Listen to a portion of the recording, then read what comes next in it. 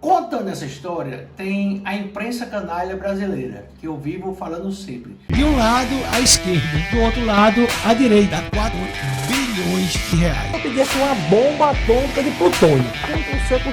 Eu concordo plenamente com ele. Não gastou tesouro aqui. Uma grande porcaria. Não representa nada. Olá, estamos com mais aqui um programa no nosso canal do YouTube, nesse Brasil pandêmico, né, com tantas novidades. Ontem o ministro Celso de Mello acabou antecipando o julgamento dele através de grupos de WhatsApp.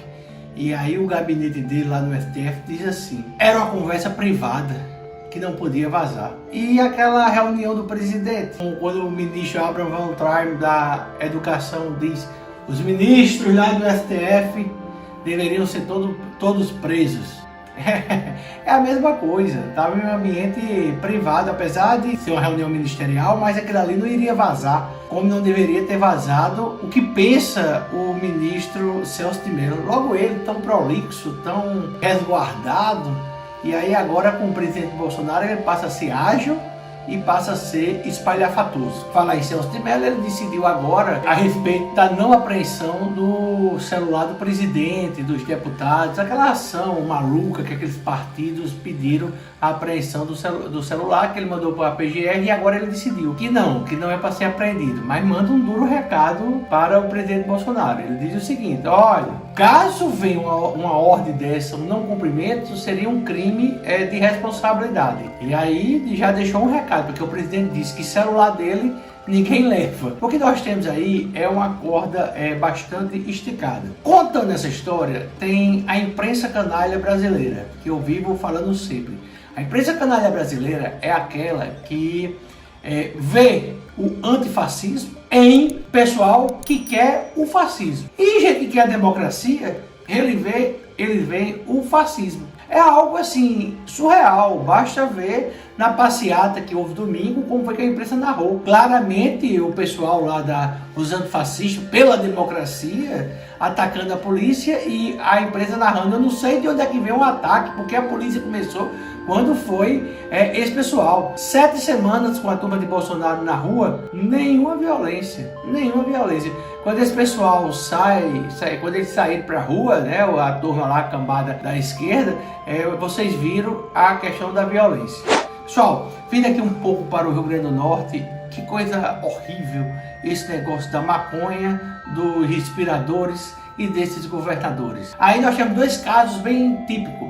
Ou nós estamos falando de corrupção, ou nós estamos falando de incompetentes. 9 incompetentes que pagaram 50 milhões de reais a uma empresa que vende maconha, produtos à base de maconha medicinal. E aí essa empresa de uma hora para outra passa a distribuir respiradores, recebe 50 milhões e desaparece com dinheiro. Esse é um caso de polícia, não de polícia civil da Bahia, controlada pelo governador lá da Bahia, de jeito nenhum. Isso é um caso de polícia federal, da Justiça Federal, já que tem recursos federais. Essa história tem que ser muito bem investigada, tem que ser feita uma CPI aqui no estado do Rio Grande do Norte. Sim, temos que ter uma CPI para saber por que a governadora Fátima Bezerra, que atrasa tanto pagamento do estado, tem aí 2 folhas para pagar, tem empresa que ela deve 5, 6, 7, 8 meses, pagou adiantado 5 milhões de algo que não existe, e ninguém, por exemplo, o controlador geral do estado, o Pedro Lopes, porque Pedro Lopes não pesquisou como é que era a vida dessa empresa, onde é que ele estava, já que a função dele e a competência dele é justamente isso, controlar como é gasto o nosso dinheiro, como é gasto o dinheiro do erário público.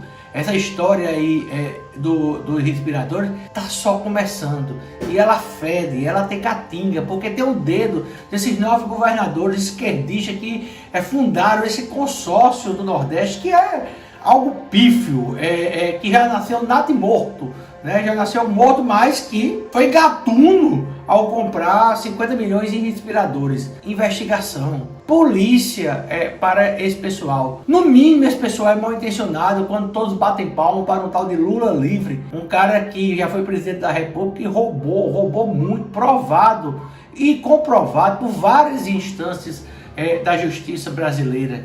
E esses governadores batem palma para eles. Aí tem mal intenção, no mínimo. Tem incompetência, no mínimo. Eu espero que pare só na má intenção e na incompetência. A gente não vá para um caso drástico de corrupção numa época tão complexa.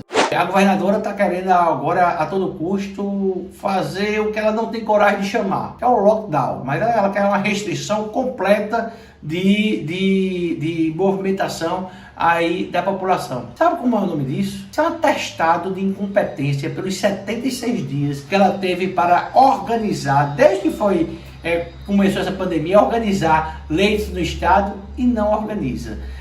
Os próprios números dela não batem. A gente tem que cobrar desse povo, a gente não pode ficar calado.